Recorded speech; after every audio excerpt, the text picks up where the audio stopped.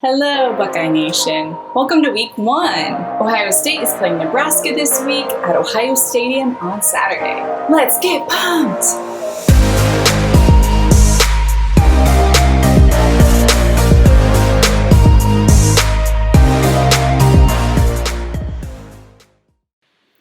Welcome to Buckeye Football Fangirl, where it is my goal to get you pumped for the next Ohio State game. If you like what you're seeing, please support me by subscribing to this channel and follow me on Twitter at Buckeye Football Fangirl. Can I just start with what a roller coaster ride it's been to get here? There have been a pandemic, social injustice, hurricanes, fires, political mayhem. It's like, what else could possibly happen?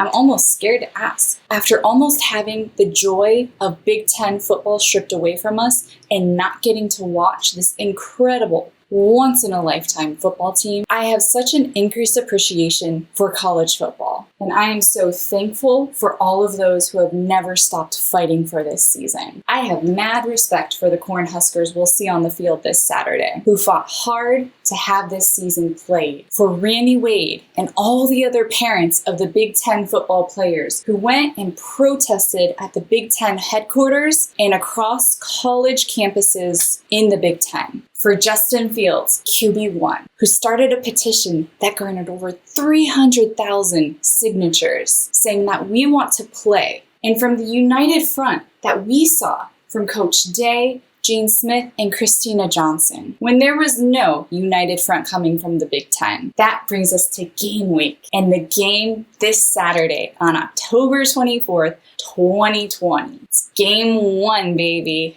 Now, I know that there are some conspiracy theories out there about the Big Ten punishing Nebraska for speaking out about canceling the football season. I'm on the side where I actually don't think there's a conspiracy theory going on. And I love Adrian Martinez's response, who is the quarterback of Nebraska. He says, "How lucky are we? I'm pumped." And I know our guys are. Well, Adrian, I'm pumped too. To give you a little bit of history about the meetings between Ohio State and Nebraska, they have met a total of 8 times. Out of those times, Ohio State has won 7. They last played last year on September 28th, 2019, and Ohio State won. The score was 48-7. Part of this podcast and why I want to do it is because I want to not only get you pumped for the game, but I want to understand a little bit more about the history behind some of these games and about the competition we're going to see on the field. There's a saying that you need to know thy enemy.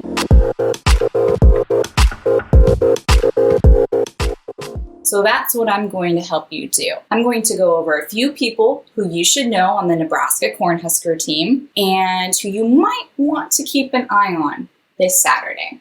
The first person is head coach Scott Frost. Scott Frost is a former quarterback in Nebraska, and he is back as the head coach of his alma mater. He's been the head coach there since 2018, and he was one of the main proponents speaking out against canceling football by the Big Ten. That was seen very positively by Cornhusker fans and was a great move on his part because there were some rumors floating around that his standing might not be super secure there. However, even though some people may have believed he was in the hot seat this year, him speaking out and being such a fighter to get this season played basically cemented his standing at the school, at least for now. Another important player is Adrian Martinez. I mentioned him a little bit earlier. He was the starting quarterback last year. If he starts again this year, this will be his 3rd year starting as the quarterback at Nebraska. I say if, because there's still a quarterback battle going on. So we're not really sure who's going to be the first quarterback on the field. Some people have said that Adrian struggled a little bit last year. Maybe it was due to the fact that he was a given starter and he may have put his preparation on cruise control. Another factor may have been some injuries that he sustained. During his high school year, he was plagued by multiple arm injuries. He also tore his ACL his freshman year of college, and he dealt with a knee injury his sophomore year, as well as a left shoulder injury. Some pros that he has is that he has the most starting experience. He also has a very experienced line with a lot of weapons that he can use as quarterback. However, like I mentioned, there is still a quarterback battle that's been brewing in Lincoln, Nebraska. While it's been said to be a friendly competition, one of the other quarterbacks on the team, Luke McCaffrey, has been challenging the assumption that Adrian is going to be the starter. I guess we'll find out on Saturday. Another player to know on Nebraska's team is the field goal kicker. Now, we're not entirely sure who that's going to be yet either. However, there's speculations that freshman Taylor Crawford or the senior transfer from LSU, Connor Colt, will be the field goal kicker. Now, this is a big deal because last year, Nebraska went through 6 different kickers. Imagine having to go for it on 4th and long because you couldn't trust your field goal kicker. Another player to know is Wandale Robinson. He's a sophomore slot receiver. His quickness and evasive running are just 2 things that set him apart on the team. Someone else to know is Cade Warner. He was talked very highly of by the Nebraska coaches at their last press conference. Cade is a junior wide receiver, and he hasn't missed any time during practices and is said to have really increased his leadership skills this year. Plus, his mustache game is on point. Cade jokingly said he was growing that stash just for fall camp, but I kind of hope he keeps it. Someone else to keep an eye on is Ben Stilley. Ben is a senior defensive lineman. He's also been highly spoken of by the coaches, saying that he's been a true leader this fall. And he's been known for having daily football IQ film review sessions. Now that you know a little bit about what's going on behind the scenes of this Nebraska team, let's take a look at the Twitter sphere and see what all of you are saying about the game.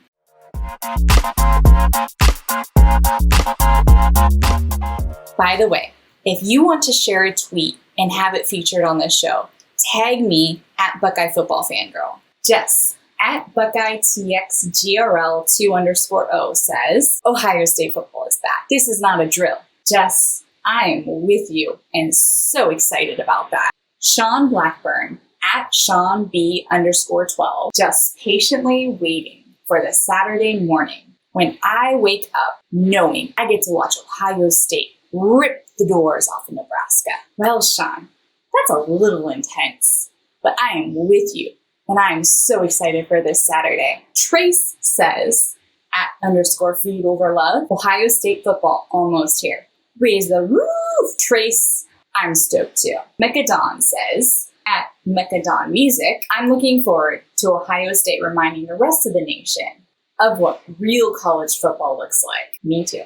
Matt at Natty McBuckets, Ohio State versus Nebraska commercial just came on. I almost cried. At Natty McBuckets, I feel ya. And just for fun, I also wanted to look at some of the score predictions on Twitter. You guys think it's going to be a blowout. Buckeye Natty time at time_natty. I will revisit this tweet on late Saturday night. Ohio State will beat Nebraska by at least 24 points. Minnesota will prove that last season was not a fluke and prove that Harbaugh can't win road games versus good opponents. Joe Milton will be as overrated as Shea Patterson. Buckeye Natty time, I hope you're right on all 3. Scary Moochie says, at Moochie Bandana, Nebraska, Ohio State is big game Saturday? That game is going to be like 41-17. We hope so. Alex P. Keaton at FighterGuy2424. Ohio State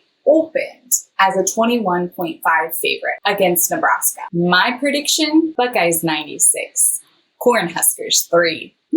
That's a little crazy. 96 points? I mean, I know we want to drop 100 on TTUN, but 96? Woo! Oh man. It's that bad. That's all I got to say. You guys, I don't know about you, but I'm super excited about this game on Saturday.